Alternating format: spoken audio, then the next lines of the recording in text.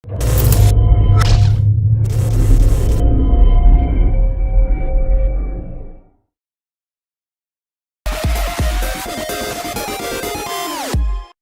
hi everyone, this is Paolo Fosso and we are here with Brian D'Oliveira, award-winning composer, founder, CEO and creative director of La Hacienda creative studio based in Montreal. Best known for composing music for Shadow of the Tomb Raider. Hi Brian, thanks for being with us. Thank you for having me. So, in Shadow of the Tomb Raider, the ethnicity is central and your soundtrack is plenty of exotic instruments. How did you conduct your ethnic research and what kind of instruments did you use for the game? It took 3 years to make this game, so I had a lot of time actually. I started with a lot of research here in Montreal, and then I started making a lot of phone calls, talking to a lot of people in Mexico, in South America as well, and I do know a lot of people in that world, so I really wanted to dig as deep as possible and get to pretty much as close to the source as you can get. The thing is that a lot of the pre-Hispanic music was destroyed. There's no real record of what Mayan and Aztec music actually sounded like. So it's been a matter of reconstructing from the instruments and from the writings that are written at that time, describing it. Right. And there's a whole scene actually. There's quite a bit of for the last 30 years, you could say there's been people that have been trying to bring this resurgence of pre-Hispanic music back. So that was a big focus. I went to Mexico. I can even show you. I have a multitude of instruments. I'll just walk quickly and show you. A lot of these actually, this whole little batch that you see here. Wow, that's amazing. That I got, that's a huehuetl. The drum here is a huehuetl, and the little ones that you see in the ground are teponazlis. So I got that and a multitude of other instruments. I got some really interesting Mayan horns, which you're going to see here up there, also. So all kinds of, and some of these are actual recreations of. This is like actually a giant ocarina, but it's actually a recreation of an Aztec death mask. Wow, and awesome. It continues. So when I do something, I'll go deep. Yeah. I can believe that. Yeah. What I like the most about your music is that beyond the amazing timbrical and the tribal rhythmic development, that also opens to a wide lyricism, especially with the strings. Probably due to your ability to play the cello. Is it your first instrument, and how did it help you to in the recordings? So I've actually only been playing cello for about 7 years now, actually. 7 years? Oh, wow. Yeah, and interesting enough, the lyricism that you feel actually comes from, I've been seriously studying Italian Baroque music from the 1600s. Right. Specifically.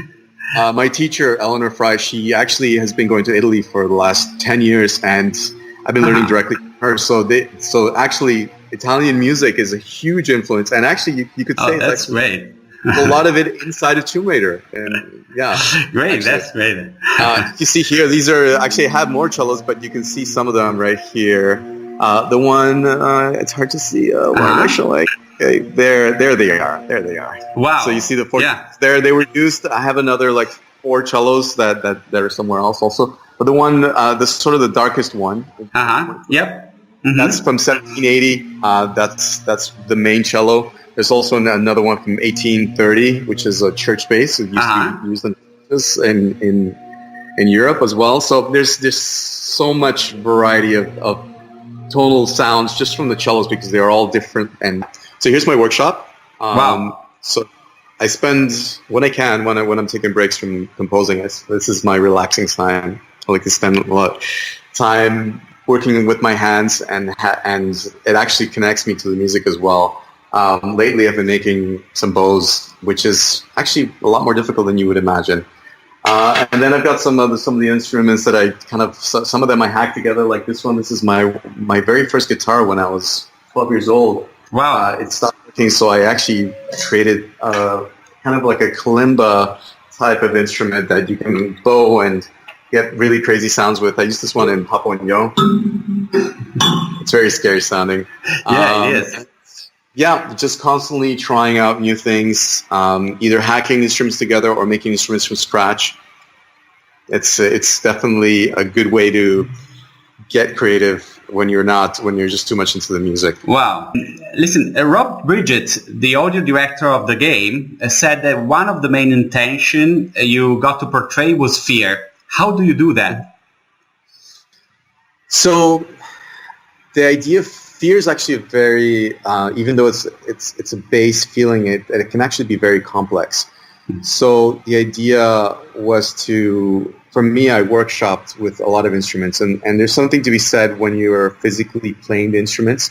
Like I do, I play every single instrument, so the intent comes out in the instrument, and very quickly I was able to come up with sounds that felt like fear. So it was a matter of taking these sounds that I was playing with all these instruments and creating, in a sense, a tapestry that created that feeling of fear, and also, in a sense, the darkness that you feel overall in the game act. Right. So now you can take a breath and look back. When did you realize you wanted to be a musician? What's the thing or the situation that put you on a musical path? I was actually, by the time I was 6 years old, I pretty much had decided I was going to be a musician. So there was no doubt. I grew up with a mother that was an artist. She was extremely devoted. And I started playing, by the time I was 5, I was seriously playing flute and a few other instruments. And it was pretty much apparent. There was never a doubt in my mind, actually. So I was lucky that way. Yeah. Do you have any anecdotes? Something weird that happened during your work on the game and you want to tell us? Yeah, I mean, there was quite a bit of stories that came from this, a lot of experiences. Some of them were being in Mexico when I had to go to the far reaches of the earth just to try to find some of these instruments. And I'd heard about these fabled rocks that were musical, and I ended up traveling for hours and hours on end on buses and taxis, and I ended up in the middle of this village, this lost village. It felt like I was in a ghost town, actually. And I was walking around randomly asking people, do they sell stones that make noise? And people were looking at me like I'm crazy, like most people. Even I had an assistant. She was like, you're just nuts. And I found this old man. He had these stones, and I bought them off him, and they were so heavy that I could barely carry them. I had my assistant. She was going, just be out. I was like, effing stones. What the hell? That's great. Yeah. That's great. So this is it. Thanks for your time, Brian. I really appreciate that. So good luck with your great career, and talk to you soon.